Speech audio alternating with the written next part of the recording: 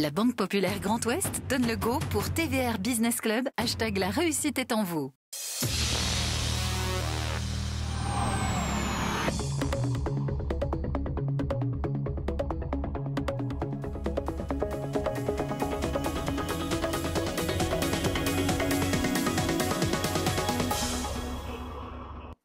Bonjour à tous, soyez les bienvenus pour ce dernier rendez-vous de l'année 2020 de votre TVR BPGO Business Club. Nous sommes très heureux avec l'équipe des chroniqueurs du jour. Je vais vous les présenter dans quelques secondes, de rendre un hommage appuyé à une profession qui a terriblement souffert en cette année 2020. On pense aux restaurateurs et on y associera les cafetiers mais également les discothèques. En tout cas, les restaurateurs ont eu du mal. Ils restent debout et certains se réinventent, essaient de trouver vraiment de belles mesures pour se renouveler. C'est le cas de notre invité que nous sommes très heureux d'accueillir. Merci à vous Stéphane Gallon, maître restaurateur à Fougères. Bonjour Stéphane, vous êtes à la tête de deux très belles adresses. Gallon Arbraise en plein cœur de Fougères à l'hôtel des voyageurs. Et puis également le café Casse-Graine qu'il faut découvrir au beau jour, c'est à l'entrée du parc botanique de Fougères. On est très très heureux de vous accueillir parce que à vos côtés, et on en parlera vraiment, il y a une très très bonne idée. On sait qu'il y a le click and collect, mais vous avez été beaucoup plus loin en partant vraiment dans les bocaux, et on le verra durant cette émission. Vous adorez travailler les très beaux produits, le circuit court, mettre tout ceci en bocal avec l'aide de différents intervenants, ça avait énormément de sens. Et puisque les fêtes approchent, on est très heureux de vous accueillir. Merci à vous, et on va saluer Anne-Sophie Gallon, votre épouse, et l'ensemble de vos équipes. L'indispensable. L'indispensable. Pour vous accueillir et vous interroger, Benoît Caron, directeur du centre d'affaires Grandes Entreprises à la Banque Populaire Grand Ouest, et il va vous poser la première question. Bonjour Stéphane. Bonjour. Bienvenue. Peut-être pour commencer, est-ce que vous pourriez nous dire, est-ce que vous avez toujours eu l'amour de la cuisine et qu'est-ce qui vous a amené à devenir restaurateur? Pourquoi avoir fait ce choix? Je suis né, j'ai grandi au-dessus d'une cuisine. Je me suis réveillé tout petit dans des odeurs de cuisine. Mes parents avaient un petit bistrot de campagne. Ils n'avaient aucune qualification ni l'un ni l'autre, et a juste l'envie de s'en sortir et de nourrir leur gamin, qui était moi. Et puis j'ai été entouré aussi beaucoup par deux pans de famille. Un grand-père mineur, mais qui était un fan de Raymond Oliver à l'époque, le grand chef emblématique. Bon appétit, bien sûr. Et puis ensuite, quand on grandit à la ferme pour une bonne partie du temps, en général les week-ends, parce que quand on est restaurateur ou cafetier, on tire en touche les gamins, on les met à la ferme pendant le week-end pour pouvoir assurer le week-end. Moi, j'ai vécu ça beaucoup. Et à la ferme, évidemment, il y a les poulets, on cuisine. Il y avait toujours une marmite sur le feu. Donc j'ai été vraiment, je suis tombé dans une marmite. J'ai été vraiment dedans tout petit. Bon, et puis après vraiment mon grand-père c'était Raymond Oliver, mais moi ça a été Michel Oliver qui a pris le relais et qui a eu ils ont été pionniers tous les deux des premières émissions de télé culinaires. Et quand j'ai vu ces bonhommes-là, la bonne humeur qu'ils transmettaient, je me suis dit, si ça me rend heureux et souriant comme ça d'être cuisinier, moi c'est ça que je veux faire. Et ça ne m'a jamais lâché depuis l'âge de 8 ans. Voilà. Et le sourire est là en prime. Pour vous interroger également, merci à vous, maître Hélène Lodic-Baron. Vous êtes bâtonnier de l'Ordre des avocats de Rennes. Bonjour les deux Stéphane. Bonjour. Vous nous indiquez que vous avez un amour de la terre, des belles choses. Vous avez créé un restaurant assez particulier à l'entrée du parc botanique de Bretagne. Est-ce que c'était la manière pour vous de revenir à la terre, de revenir à la ferme ? Alors c'est un peu ça.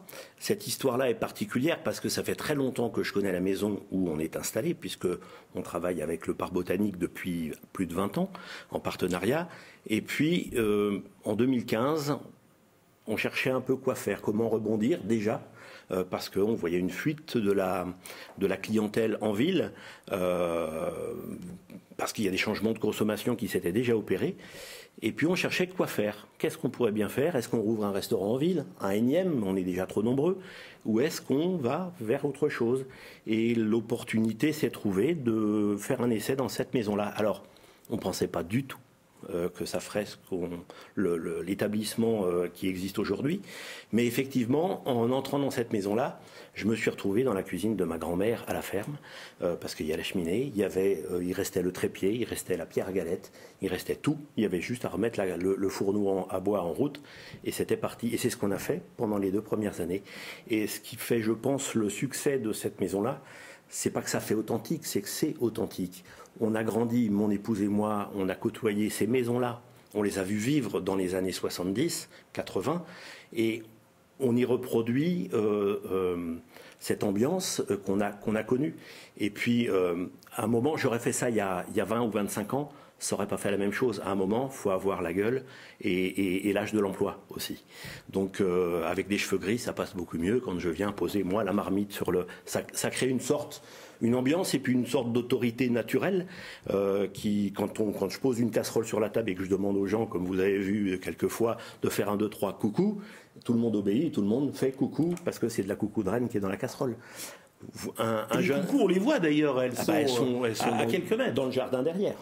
Donc voilà, oui, on a reproduit, c'est notre façon de revenir et puis de synthétiser aussi tout ce qu'on a fait depuis 25 ans qu'on est installé. C'est le meilleur de ce qu'on y met dedans, le meilleur de l'expérience qu'on a acquis depuis 25 ans tous les deux.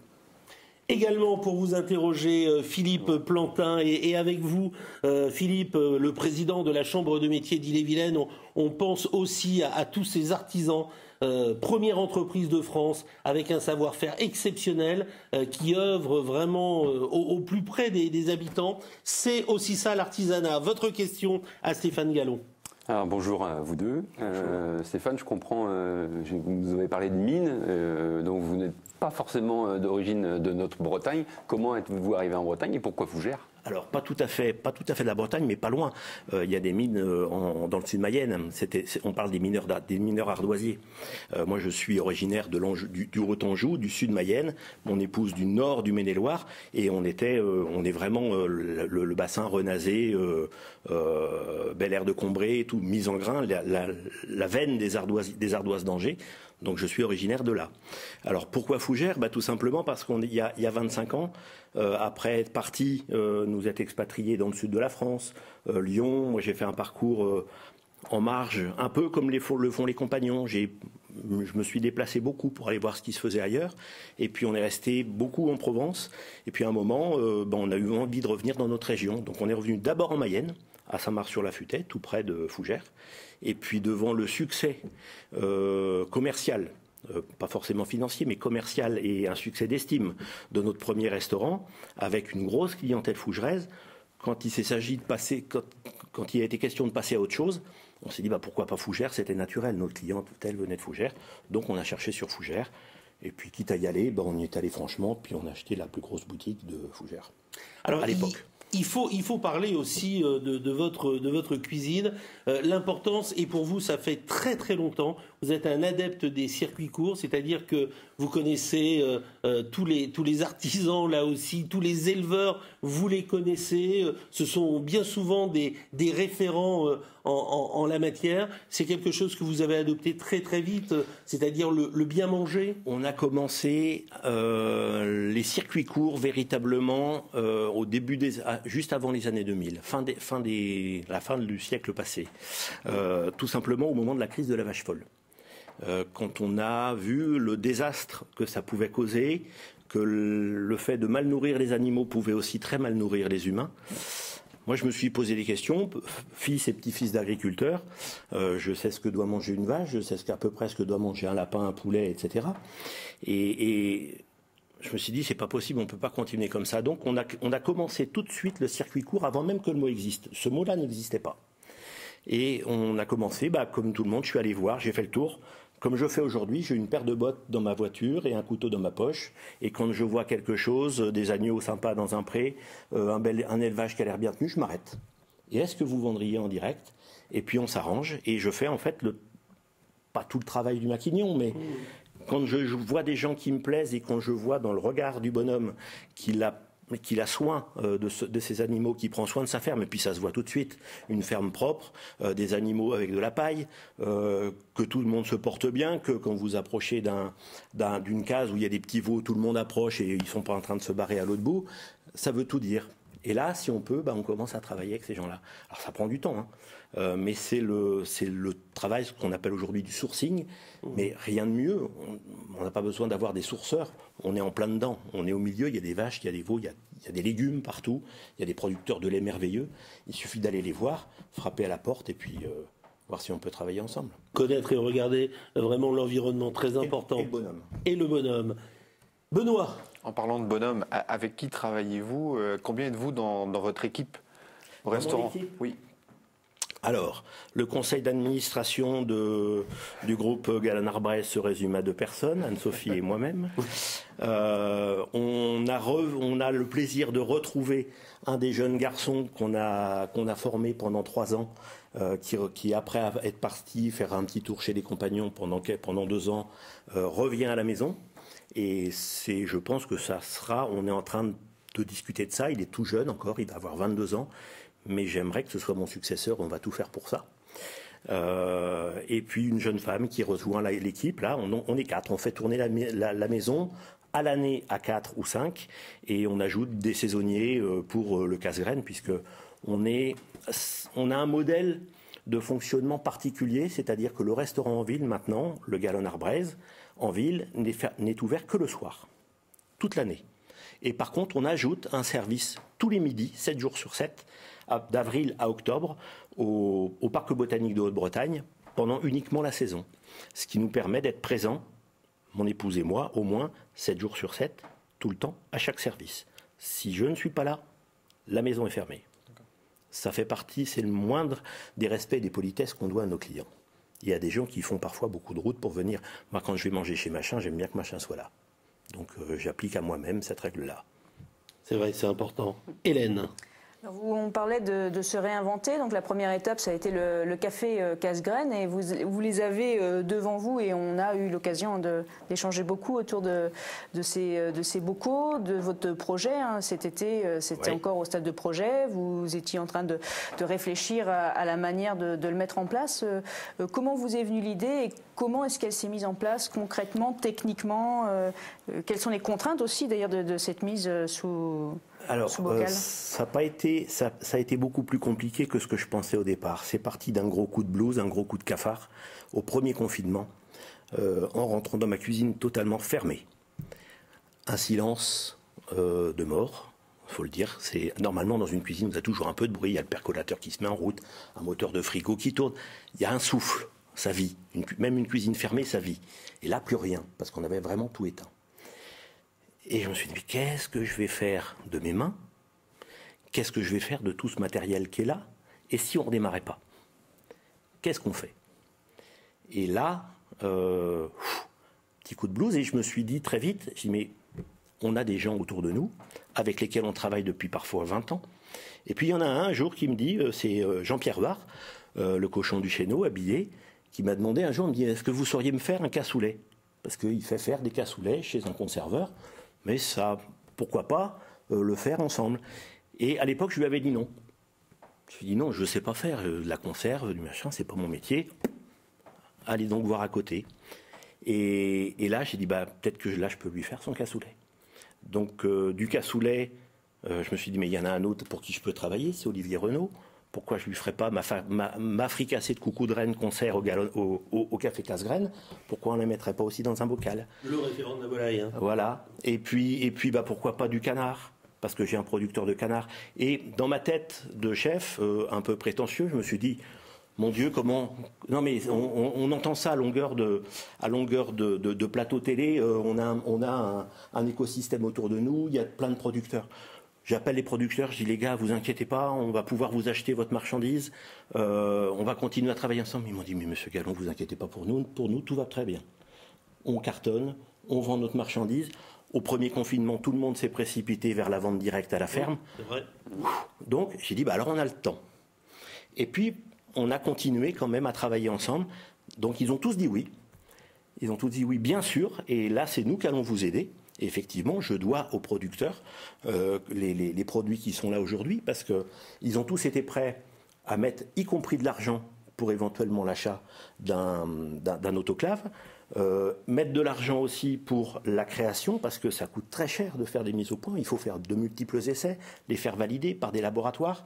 On approche les 1 000 1 500 euros par produit créé, par recette. Oui, vous n'êtes pas loin des 10 000 euros déjà aujourd'hui. On y est aujourd'hui. Il faut le dire. Oui. Et en fait, on était parti comme ça, la fleur au fusil, puis en piochant un peu, en voulant faire les choses vraiment sérieusement pour que ça dure.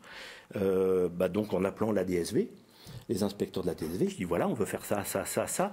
Et l'idée, c'était que tous les producteurs aient leurs produits, mais aussi pour créer un réseau de vente, qu'ils acceptent de vendre tous les produits des autres. Donc le gars pour qui je fais le cochon, le cassoulet, etc., vend aussi de la volaille, une marmite de légumes, le pressé de canard, etc. Ce qui fait on crée tout de suite un réseau de vente naturel à 5, 6 avec nous. Et donc à ce titre-là, ils étaient tous partants, ils sont tous solidaires. Alors il n'y a pas d'association, rien n'est écrit, on tape dans la main et on y va.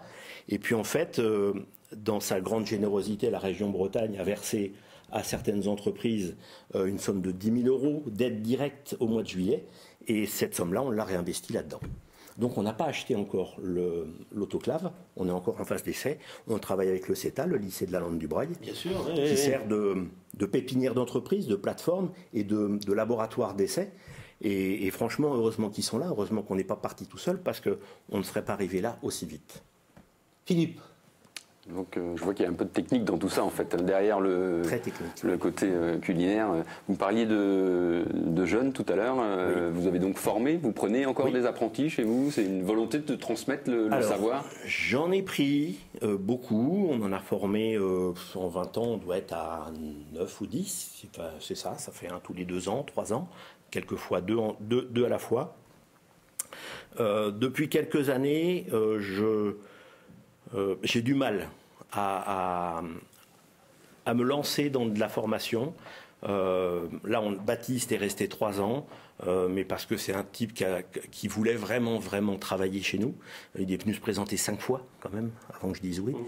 Donc, et sur 3 années de suite, quand même, de tout petit jusqu'à ce qu'il ait l'âge. Donc, je dis, toi, je peux pas te dire non, donc je l'ai pris. Mais ça a été le dernier pour l'instant. Et on devient de plus en plus exigeant sur le recrutement des apprentis. Moi, je demande 12 de moyenne à la sortie de 3e. J'en ai marre d'avoir des gamins qui sortent de l'école sans savoir compter, en sachant à peine lire et écrire. On n'est pas là pour ça, on ne peut pas. On n'a plus le temps et moi, j'ai plus la patience de ça. Et puis, il y a une autre façon de faire aussi, c'est que... Alors ça devient très intéressant parce que c'est une autre génération, c'est une génération inédite dans l'histoire de l'humanité. C'est qu'ils ont une façon d'apprendre qui nous perturbe, nous, les plus vieux. C'est qu'aujourd'hui, vous laissez un modèle grandeur nature d'une pomme de terre, d'une pomme vapeur, d'une pomme, tout le monde voit à peu près ce que c'est qu'une pomme vapeur à cette face. Devant eux, ils vont pas la voir. Par contre, vous faites une photo, vous leur montrez, et là, ils vont voir le défaut et ils vont voir la différence. Donc ça, c'est hyper perturbant. Donc aujourd'hui, on a autorisé, on est même incité par les instituts des métiers à autoriser le téléphone portable dans les cuisines parce qu'ils ne prennent aucune note. Mais pourquoi faire un dessin comme je faisais moi autrefois alors qu'on peut faire une photo? Évidemment, ils ont raison. Les nouvelles technologies. Et voilà, il nous reste 6 minutes. Dedans. Alors, on va faire question rapide et la réponse également. Benoît. On n'a pas encore vraiment parlé de la crise et toutes les difficultés que traverse votre profession, surtout durant ce deuxième confinement. Comment évaluez-vous finalement l'accompagnement qui a été mis en œuvre par tous les acteurs économiques autour de votre secteur d'activité? Alors, c'est un sujet un peu touchy en ce moment entre les restaurateurs et les commerçants. Franchement, chapeau. Il n'y a aucune raison objective de se plaindre aujourd'hui de l'accompagnement. On reçoit mon cas personnel, on dépose un dossier de demande d'aide pour 10 000 euros d'aide directe de l'État pour les restaurants fermés administrativement le vendredi. Le mardi, vous avez l'argent sur le compte. Exonération totale des charges patronales et salariales. Quand on dit exonération de charges, j'ai entendu un de mes confrères se plaindre que l'exonération de charges n'existait pas. Évidemment qu'on ne lui enlève pas l'électricité, le loyer, etc. Mais avec 10 000 euros, on en paye quand même des choses dans des petites entreprises. Évidemment, à l'échelle de grosses boîtes, de grandes brasseries, de grands groupes qui font des millions d'euros de chiffre d'affaires annuel, évidemment que c'est le fonds de caisse. Ça ne fait pas le compte. L'État vient d'ajuster et de proposer 20% du chiffre d'affaires. Normalement, ça couvre au moins les frais. Et ça permet de sauver et de mettre hors péril l'entreprise. Moi, mon entreprise, aujourd'hui, n'est pas en péril à cause du Covid. Grâce aux aides de l'État. J'aurais aimé qu'on ait la même chose en 2008-2009, au moment de la crise financière. Et aussi parce que vous vous êtes réinventé. Et aussi parce qu'on s'est bougé. Alors ça, c'est bon pour le moral pour l'instant, parce que, comme je viens de vous le dire, il y a quand même eu 10 000 euros d'investis, même si ça a été un peu absorbé. On amortit. Puis on a surtout découvert le click and collect. Nous, on a fait travailler une petite agence, si je peux. C'est Iris Image qui est installée à Brest, qui s'est spécialisée justement dans les métiers de l'alimentation et qui nous fait toute notre com, y compris les comptes Instagram, le visuel, les étiquettes, etc. Et on a réussi. Annonce du confinement et de la fermeture des restaurants fin octobre. Le 15 novembre, on vendait les premiers bocaux en ligne. Donc, et heureusement. Et aujourd'hui, on est à... Je crois qu'on a passé aujourd'hui la 110e commande en moins d'un mois. C'est exceptionnel. Alors peut-être qu'il y a un effet confinement. On verra ça dans 3 mois. Mais nous, on va continuer. C'est une autre activité qu'on est en train de créer. Ça peut perdurer. C'est une opportunité. Oui, justement, vous disiez, vous avez aujourd'hui, c'est un autre métier. Hein. Anne-Sophie, elle est dans son restaurant avec des cartons, du papier bulle. C'est une autre manière de consommer également. Et vous nous expliquiez tout à l'heure que vous encouragiez même les dîners Skype avec. Ce que vous avez devant vous là, c'est là. Oui, pardon, je vous ai coupé, mais ce que vous avez devant, mais on a peu de temps apparemment. Donc ce que vous avez devant vous, c'est ce qu'on appelle le festicoli dîner. On a pensé à ça en se disant, ben voilà, comment on va faire Noël? Tout le monde disait, mon Dieu, les fêtes de Noël, les fêtes de Noël. Vous pouvez, voilà, on les voit les. Voilà, on a les quatre. Un parfait de foie gras pour faire les petites tartinades qui se tartinent facilement pour l'apéritif. Un pressé de confit de canard au foie gras. Et puis une poularde de chez Paul Renaud, de chez Olivier et Paul Renaud. Et puis le petit bocal de légumes qui va avec. Le but, c'est que nous, du restaurant, on envoie tous les jours, de toute façon, en ce moment, sur Ajaccio, Toulouse, on envoie partout, dans toute la France. On envoie pour vous un colis à vos parents, à votre frère, à votre cousin qui est à l'autre bout de la France. Et puis le soir, le 24 ou le 31 au soir, ou le 25, on branche Skype ou Zoom.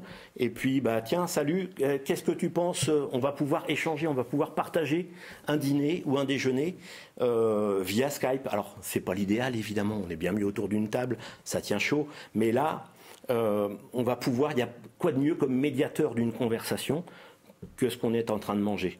On a tous vécu ça. Moi, les conversations Skype, je suis pas super fan parce que chacun part dans son truc et dans son élément. Alors que là, autour d'une table, on fait tous la même chose, on casse la croûte et on mange la même chose.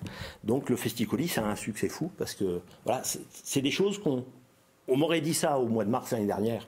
On va faire, Galon, tu vas faire des conserves, des bocaux en conserve, parce que c'est pas que du bocal, c'est de la conserve, il y a 1 an de conservation. J'aurais dit, ouais, et puis pourquoi pas un dîner Skype pendant que tu y es? Et on y est. C'est parti. Allez, il nous reste 1 minute.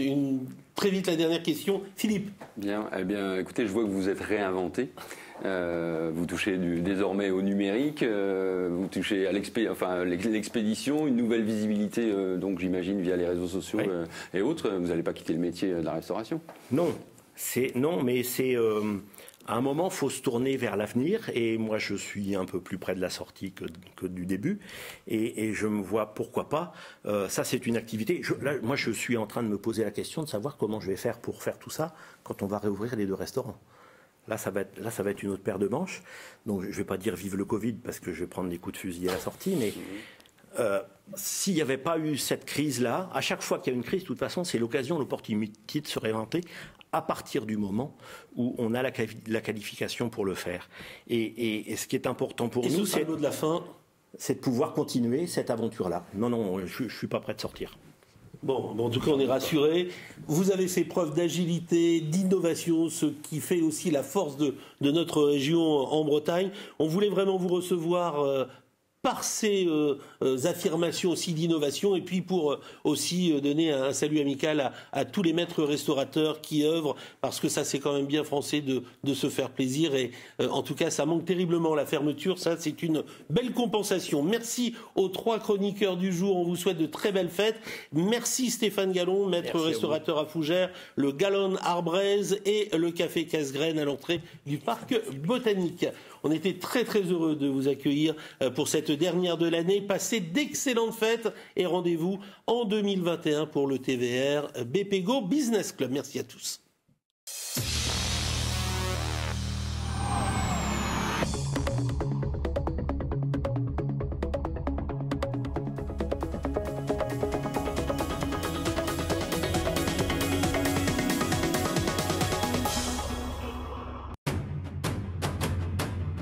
La Banque Populaire Grand Ouest donne le go pour TVR Business Club. #la réussite est en vous.